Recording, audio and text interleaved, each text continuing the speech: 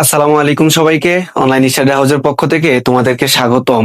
নবম দশম শ্রেণী তোমাদের ইংরেজি প্রথম পত্র পাঠ্য বইয়ে তোমাদের পোয়েম যে অংশ আছে, সেই পোয়েম অংশ থেকে তোমাদের 8টি প্রশ্ন থাকে, তার মধ্যে থেকে 5টি প্রশ্নের উত্তর করতে হয়।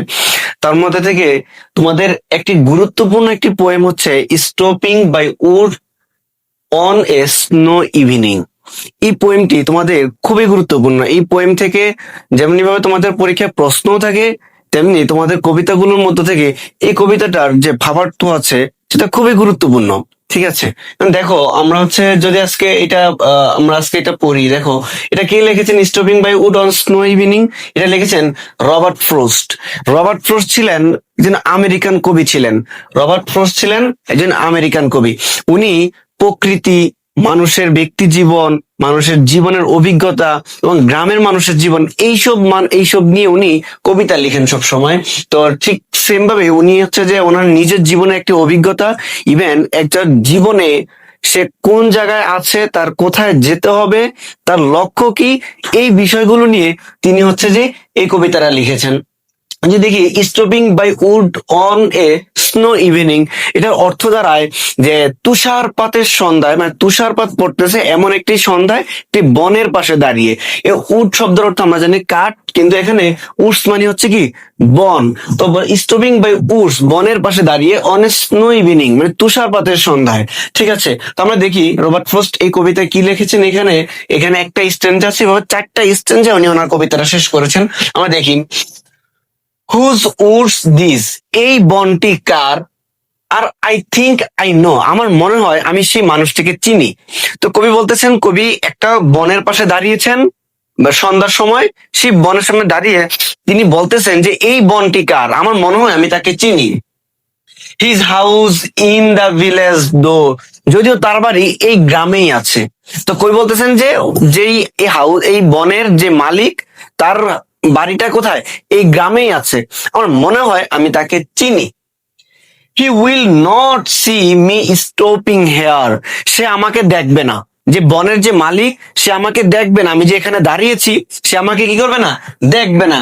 To watch his Woods fill up with snow, এবং এই যে তার বন, তার বনটা যে কি হয়েছে, তুষারপাতে যে ফিল আপ পরিপূর্ণ হয়ে গেছে, সে সেটাও দেখবে না। মানে কবি এই স্ট্যান্জার মধ্যে বলতে চাচ্ছেন যে এই বন, কবি তার একটা ঘোড়া নিয়ে এই বনের পাশে দাঁড়িয়েছেন আর বলতেছেন যে এই বনটা কার, আমার মনে হয় আমি তাকে চিনি, তার বাড়ি এই গ্রামেই আছে, আর আমি যে এখানে দাঁড়িয়েছি সে সেটাও দেখবে না, আর তার বনটা যে এই তুষারপাতে যে পরিপূর্ণ হয়ে গেছে সে সেটাও দেখবে না।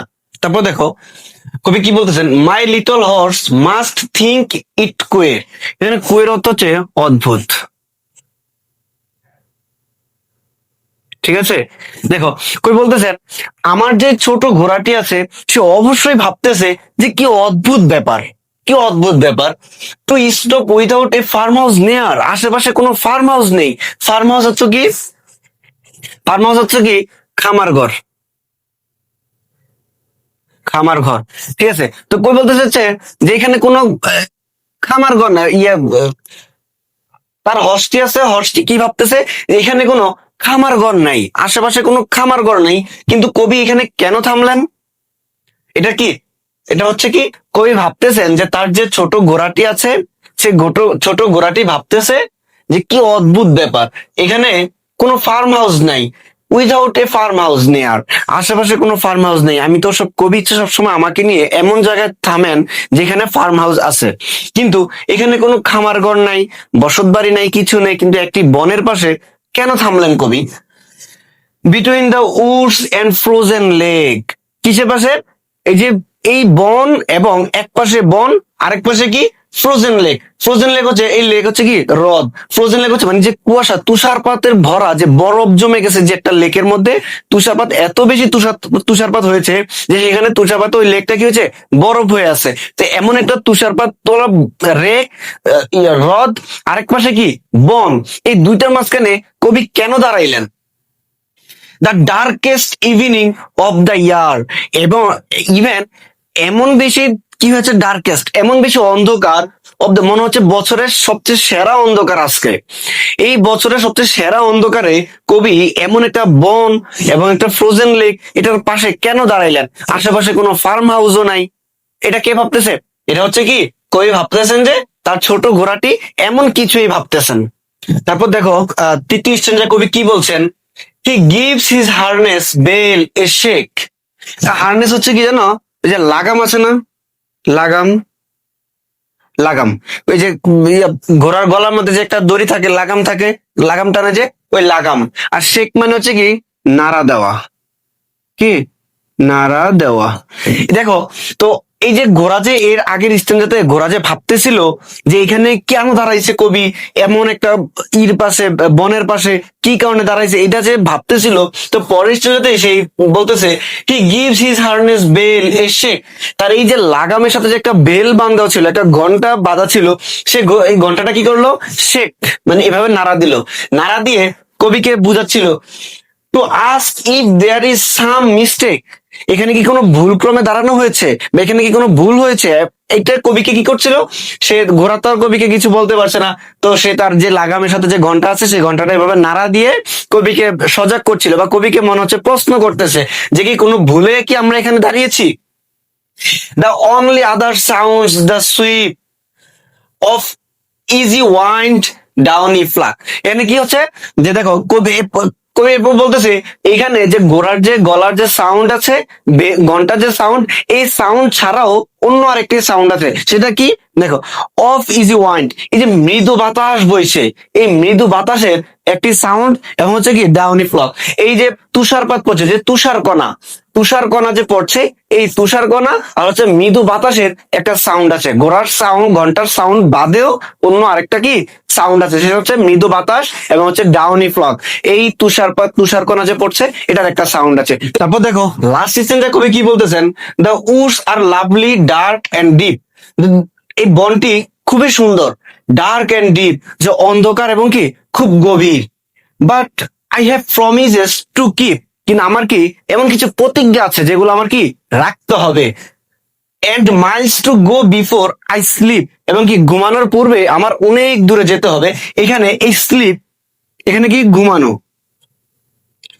কিন্তু যদি এটাকে যদি একটু সাহিত্যের ভাষায় নেওয়া যায়, তাহলে সাহিত্যের ভাষা হচ্ছে কি, স্লিপকে আমরা মৃত্যু নিতে পারি। তো কবি বলতেছেন and miles to go before I sleep, মৃত্যুর পূর্বে আমার অনেক দূরে এখনো যেতে হবে। And miles to go before I sleep, এবং এই মৃত্যুর পূর্বে আমাকে অনেক দূরে যেতে হবে, মানে ঘুমানোর পূর্বে আমাকে অনেক দূর যেতে হবে। এখানে ঘুম বলতে মৃত্যুকে বোঝানো হয়েছে। তো দেখো, তো আমরা দেখলাম যে এই কবিতার মধ্যে কবি প্রথম স্ট্যান্জাতে বলছিল যে একটি বনের পাশে কবি দাঁড়িয়েছেন, যে বনের মালিককে কবি চিনেন, এবং বনের মালিকের বাড়ি কোথায়, এই গ্রামেই আছে, কিন্তু বনের মালিক আমাকে দেখতে পাচ্ছে না। পরের স্ট্যান্জাতে বলছেন যে তার যে হর্সটি আছে, এই হর্সটি ভাবতেছে যে কবি কি এখানে কোনো মিস্টেক, কোনো ভুলের কারণে এখানে দাঁড়িয়েছেন, এমন একটি লেকের পাশে এবং উডের বনের পাশে এখানে দাঁড়িয়েছেন, যেটা কি বছরের সেরা ইভিনিং, সেরা মানে সন্ধ্যা, তো অন্ধকারের মধ্যে এখানে দাঁড়িয়েছেন। তখন তৃতীয় স্ট্যান্ডে আবার বললো যে সেই ঘোড়াটি তার যে গলার মধ্যে যে হারনেসের যে ঘন্টাটা ছিল, বেলটা ছিল, সেই বেলটা কি করছে, সে নাড়া দিয়ে কবিকে বুঝাচ্ছিল যে এখানে কি কোনো মিস্টেক হয়েছে কিনা। এভাবেই শেষের স্ট্যান্ডে কবি বলতেছিল যে এই বনটি এত সুন্দর এবং গভীর অন্ধকার, কিন্তু কি হচ্ছে, কবির মৃত্যুর পূর্বে আর অনেক দূর যাওয়া বাকি আছে। ঠিক এখানে যদি ভাবার অর্থ নেওয়া যায়, ভাবার অর্থ কি, ভাবার অর্থ যে মৃত্যুর পূর্বে আমরা আমাদের জীবনে চাকচক্যময় এমন অনেক কিছু দেখবো। আমাদের এমন হচ্ছে কবি যে সৌন্দর্যতা দেখিলেন, এই বনের যে সৌন্দর্যতা, অন্ধকার এবং হচ্ছে যে কি হচ্ছে যে তুষারপাত হচ্ছে, এই সৌন্দর্যতার ভিতরেও কবি বলতেছেন আমার অনেক প্রমিস আছে। মৃত্যুর পূর্বে বা ঘুমানোর পূর্বে আমার সেই প্রমিস গুলো কি করতে হবে, আমার রাখতে হবে, আমাকে আরো অনেক দূরে যেতে হবে। অতএব মৃত্যুর পূর্বে আমাদের অনেকগুলো কাজ আছে, আমাদের অনেক দূরে যেতে হবে। আমরা আমাদের সেই লক্ষ্য ঠিক রেখে আমরা আমাদের এই যে কবি যে যেটা বুঝাইতে চেয়েছিলেন আমাদেরকে, মৃত্যুর পূর্বে আমাদের কোথায় অনেক দূরে যেতে হবে, আমরা আমাদের সেই লক্ষ্য ঠিক রেখে আমরা সেদিকেই আগাবো। তো এই কবিতাটা দেখো খুব সুন্দর একটা কবিতা, এবং হচ্ছে মিনিংটাও খুব সুন্দর। অতএব তোমরা শব্দে শব্দে ভাবে বুঝে বুঝে পড়ো, আর এই কবিতা থেকে তোমাদের যে প্রশ্ন থাকবে তোমরা ইজিলি প্রশ্নের উত্তর করে দিয়ে আসতে পারবা। ওকে, ধন্যবাদ।